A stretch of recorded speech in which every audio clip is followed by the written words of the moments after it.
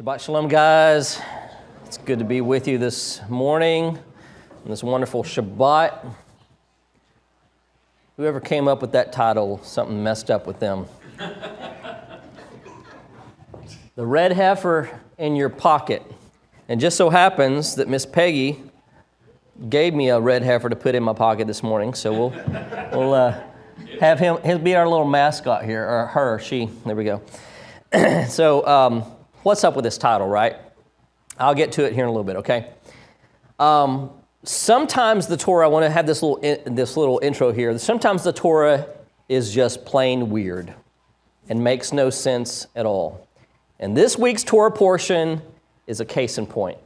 So it begins with the procedure for creating the holy water, if you will, from the ashes of the red heifer and the purification rituals for the serious types of ritual impurities. First, let's take a look at what it means, what it took to be cleansed from certain types of these ritual impurities, such as tzara'at, which is biblical leprosy, and corpse contamination. So I'm going to be reading, and I should have grabbed, let me grab this real quick here. We're going to be reading from this week's Torah portion in Numbers chapter 19. And if you have your Bibles, you can turn with me. And so I'm going to start actually a little bit into it, not too far in verse 11. It says, "Whoever touches the corpse of any human being shall be contaminated for 7 days. He shall purify himself with it," talking about the ashes of the red heifer and this water mixture, "on the 3rd day and on the 7th day. Then he will become pure. But if he will not purify himself on the 3rd day and on the 7th day, he will not become pure. And whoever touches the dead body of a human being who will have died and will not have purified himself, if he shall have contaminated the tabernacle of the Lord, that person shall be cut off from Israel. Because the water of sprinkling has not been thrown upon him, he shall remain contaminated.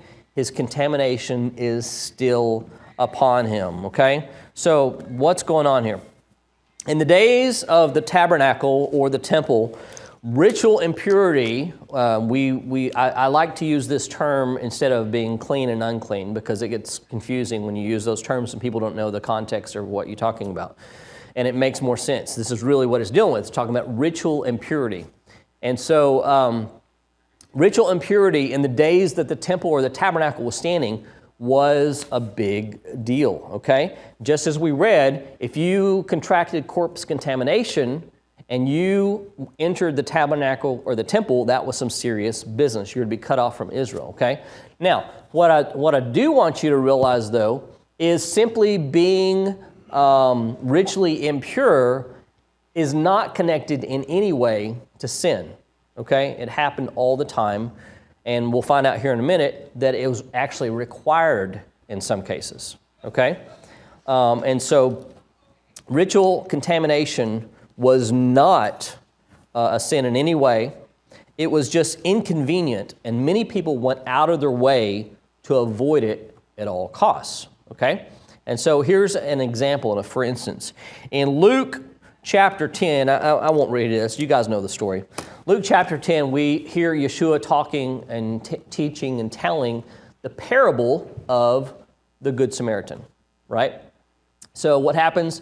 A Jewish man, he is accosted somewhere between, it says, Jericho and Jerusalem, and robbers, beat him up, steal all of his money, take his clothes even, and leave him for dead on the side of the road, okay? And then Yeshua, he tells it like this, it's almost like a setup for a joke. He said, there's a priest that comes by, and then there's a Levite that comes by, and then the people would expect to hear, and then there was a Jew, an Israelite, a common man, a Ben Israel, okay? And that's a normal progression of things, right? That's what you read about in the Torah. That's what they expect and everything. But then it comes and there's a Samaritan, one of the lowliest people that they can imagine, right? Some of the people that they couldn't stand because of interactions and problems and so forth. But what happens is the priest passes him by. Why? The Levite does the same thing. Why? Well, if you think about it, they're both involved in the temple service, right? And so what happens if they're helping this man and he dies? Okay? They become contaminated, and they're out for at least 7 days. So, not saying this is right. This is, of course, this is a parable. This is, we don't know if this happened or not. Yeshua didn't tell us if this was something from real life, but he used it as a parable to show that this was a problem. But then the Samaritan comes along, he makes things right. So in this instance, ritual contamination was a thing. And we actually have recorded in rabbinic writings that during the days of around the first century, it says purity broke out in Israel. And you think, well, that's a good thing. Well, actually, it was a problem because purity and ritual purity became more important than human beings and their lives. As a matter of fact, there's a story told where there was a competition in the priesthood for who could do certain things, and one was jealous of the other, and he stabbed him with a knife, okay, because he wanted to do such and such. And they were more concerned about getting the knife out of him before he died so it wouldn't be contaminated than the man actually living. Okay? It's very sad commentary. And the rabbis point out how awful this was and what a problem it became. And so Yeshua, I believe, is addressing a lot of the same thing. And so ritual impurity, although it was a big thing, we know there are bigger things that we need to be dealing with. And so in this parable that Yeshua told, the Cohen and the Levite didn't want to take the chance of becoming tameh, that's the Hebrew term for being impure, if the man should happen to die, as I said earlier. They refused to help the man because of inconvenience. Inconvenience, okay?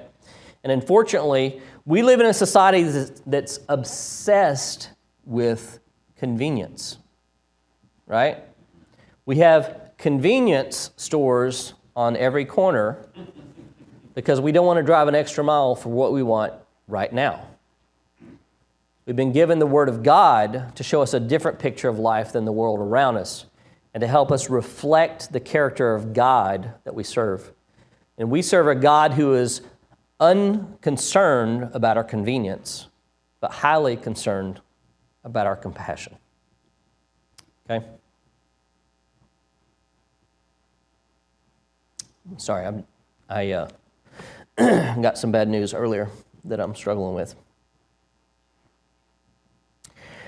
This Torah portion addresses this issue of compassion versus convenience. It introduces us to the concept of a chok. Okay, has anybody heard that term, a chok?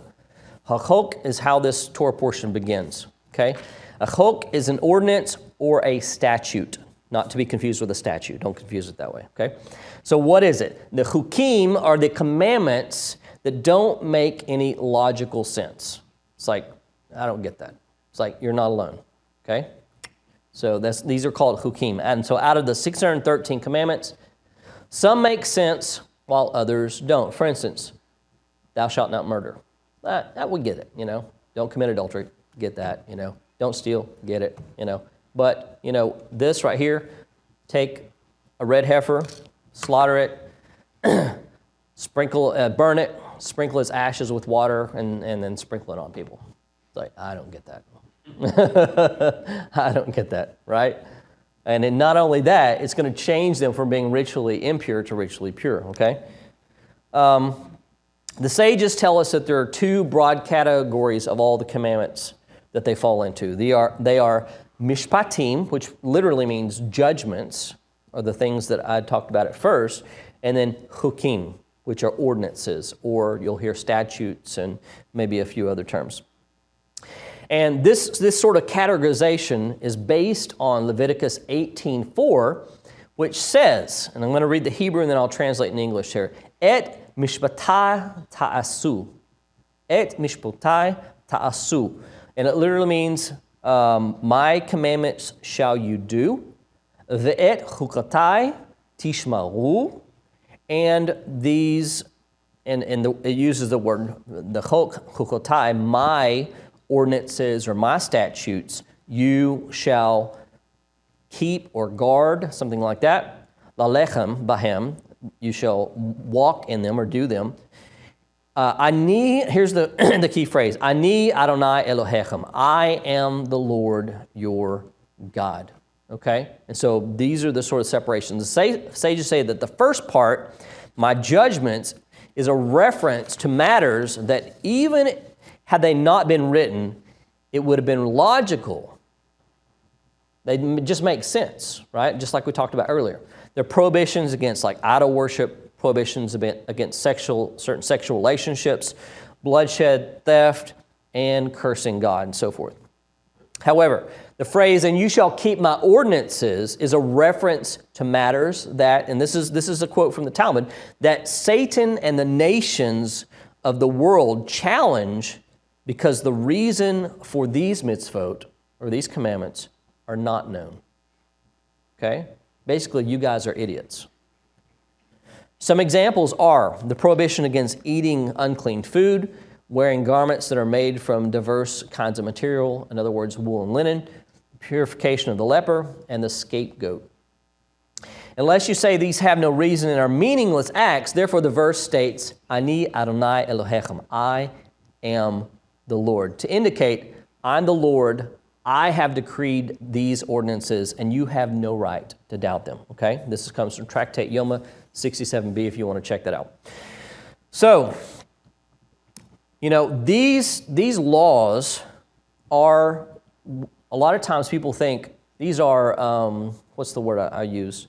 These are illogical. But it's not that they're illogical, it's that they're supra-logical. You know the difference? Illogical means it doesn't make sense. Super-logical means it's beyond our understanding, okay? And we just don't have the intellect. We are not the divine creator, and we don't know his meaning behind these, okay? This leads us to an even stranger situation of divine reversals in the Torah, okay? This is how actually our Torah portion starts out. The clean becomes unclean, and the unclean becomes clean. So let me explain. So when the ashes of the red heifer are taken, of course they burn the cow and everything, and they put the ashes in the water, and then the water is taken and it's sprinkled on the person who is unclean. So if you've had serious ritual impurities, such as corpse contamination, tzara'at, which is biblical leprosy, you would need this applied to you on the third and on the seventh days in order to become clean and enter back into normal function of society, enter the temple, tabernacle, so forth, right? But the problem is, the person who prepares the animal, it's a holy thing. What happens to him? He becomes unclean. He becomes ritually impure. The person who sprinkles the water on the unclean or ritually impure person becomes unclean or ritually impure himself. But the person who receives the sprinkling, he becomes ritually pure. And so the roles completely reverse and they change. Now, if it wasn't weird and confusing, the first part, it definitely got there real quick, right? Okay? It's like, what is up with that? At some point, we've all played tag as a kid, right? We all remember chasing someone down and touching them, saying, tag, you're it. Then we run to take off, and just as we're running to take off, we feel something on our shoulder and it says, now you're it, right? And then you scream, no tag backs. But it's too late, they're already gone, right? And you're stuck being it again. And so this is seemingly what's happening here. It's one of those weird instances that it's not exactly what you want, but the Lord has something in mind that's deeper than what we can comprehend. I'm going to try to not comprehend the mind of the Lord, but I'm going to try to help us maybe relate to this a little bit better. Several years ago, I wrote an article called Touching the Leper. And you guys know the story about Yeshua, and when the leper comes to him and asks him for healing. And actually, I tricked you. He didn't ask for healing. He said, can you make me clean? Okay? It's interesting terminology, right? So he is a Metzora, the person who has Tzarai, and he asked not for healing, but he asked to be clean. And if you want to learn more about this, it's not necessarily a skin disease, but it's a spiritual malady. And so the leper came to Yeshua and implored him, if you want to read about this is in Mark chapter 1, and he said to Yeshua, if you will, you can make me clean. You can make me clean. And then this is what I want to draw your attention to right here. It says, moved with pity, he stretched out his hand and he touched him and said to him, I will be clean. And immediately the leprosy left him and he was made clean. And Yeshua sternly charged him and sent him away at once and said to him, see that you say nothing to anyone, but go show yourself to the priests for your and offer for your cleansing what Moshe commanded for a proof. Okay, this is in Mark chapter 1, verses 40 through 44. The whole story is in chapter 1 there. Okay, and so these are the three things I want you to notice that I drew your attention to earlier. Number one, Yeshua was moved with pity or compassion. Number two, he stretched out his hand. And number three, he touched the untouchable. There's a lot we could discuss here, but you get the point. Let's be imitators of Yeshua. Number one, we must be moved with compassion for the suffering of our brothers and sisters. Number two, we must get out of our comfort zones and extend ourselves to those in need. And number three, we must touch the lives of others, even if it inconveniences ourselves in the process. So like the priest who burns the red heifer or one who sprinkles its ashes, Yeshua became tameh. He became ritually unclean on our part in order to take away people's infirmities. Now, you may say, well, he didn't become unclean. Yes, he did. Okay? And the reason he had to was to fulfill the prophecy in Isaiah. It talks about him taking upon himself our infirmities. And this is the whole principle of divine reversals that's in effect here. And we can learn a lesson from this. We should be willing to get our hands dirty, so to speak, for our brothers and sisters when they are in need. As I look around this room and I see the faces here, even the faces that are not here today, I can see those who have sacrificed their time and their resources on my behalf. They have loved me enough to lay down something valuable of theirs to enrich my life, to ease my suffering, and to let me know that I'm loved. In Romans 9, Paul said that he wished he could be cut off from Yeshua if it would help his Jewish brethren to know him. So my question to you is, what are we willing to do and to go through on behalf of our brother and sister? Can we be inconvenienced? Can we be put out? Can we suffer a little so that their lives can be enriched? There's a Talmudic expression that says, before God inflicts the wound, he creates the cure. And this week's Torah portion is a prime example. What do we read first? We read about the ashes of the red heifer. What do we read next? We read about the disease, the issue, the becoming impure. So God established the cure before he dealt with the disease. And so there are millions, if not billions, of hurting people in the world. But you,